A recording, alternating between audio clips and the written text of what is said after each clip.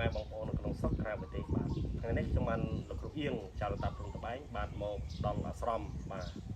អាស្រមពុទ្ធបាលជាលើកទី2បាទដើម្បីយកការឈូកយកមកថ្វាយទៅសបរមីដែលសច្ចៈសច្ចាំងដែលគាត់កាន់នៅក្នុងពុទ្ធបាលបាទហើយកន្លែងពុទ្ធបាលនេះពុកម៉ែបងប្អូននៅក្នុងស្រុកក្រៅប្រទេសបាទគឺបារមីបាទបារមីបកែណាបាទខ្ញុំបានតែមកបួងសួងនិងក៏មកសមាធិបាទគួយកម្មដ្ឋានកន្លែងពុទ្ធបាលហ្នឹងគឺបកែហើយបងប្អូនអ្នកនៅក្នុងស្រុកក្រៅប្រទេសចង់បានបួងសួងការរស់ស៊ីលក់ដូរឬក៏ពុកម៉ែបងប្អូនបាទចង់បាទឡើងបុណ្យស័ក្តិឬក៏ចង់បានលក់ដូរធំដូចជាដីធ្លីពុកម៉ែបាទអាចមកបន់ស្រន់នៅកន្លែងបរមីពុទ្ធបាលបានដោយសារខ្ញុំបាទធ្វើអ្វីច្រើនបានពិតប្រាកដបានខ្ញុំមកសមាធិពេញនៅកន្លែងពុទ្ធបាលវត្តកន្លែងកែងបាទហើយវត្តកន្លែងកែងនេះមានកន្លែងស័ក្តិសិទ្ធិច្រើនពុកម៉ែបងប្អូនបាទមានបាទពហិបកោបកែវបាទពមាដាប្រភព4បាទហើយនឹង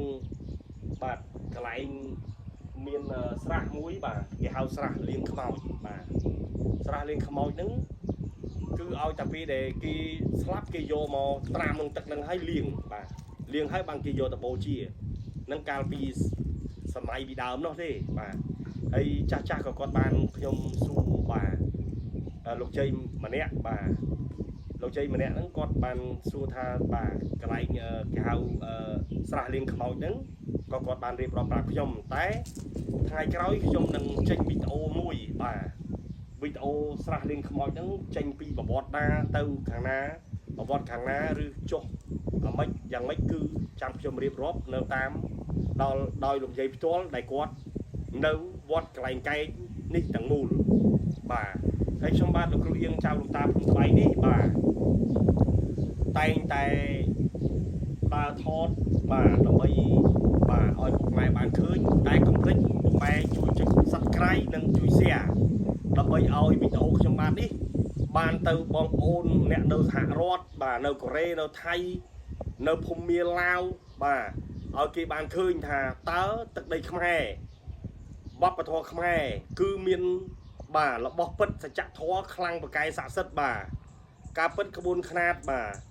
កម្ពីបាទកម្ពីសិលសាស្ត្របាទមុនអាគមនេះភាគច្រើនថៃនឹងលួចពីផនខ្មែរយកទៅប្រើទេពុកម៉ែបានឃើញហើយពេលសាចាយន់ចាអីហ្នឹងគឺអសរខ្មែរទេអញ្ចឹងបានថាកូនខ្មែរបាទត្រូវរក្សាវប្បធម៌ខ្លួនឯងបាទកុំមើងងាយបើខ្មែរយើងមានតែចេះហើយបងប្អូនកុំមើងងាយខ្មែរកុំតសើគេនេះតសើខ្មែរគ្នាយើងឯអ្នកដែលបានចេះមុនអាគម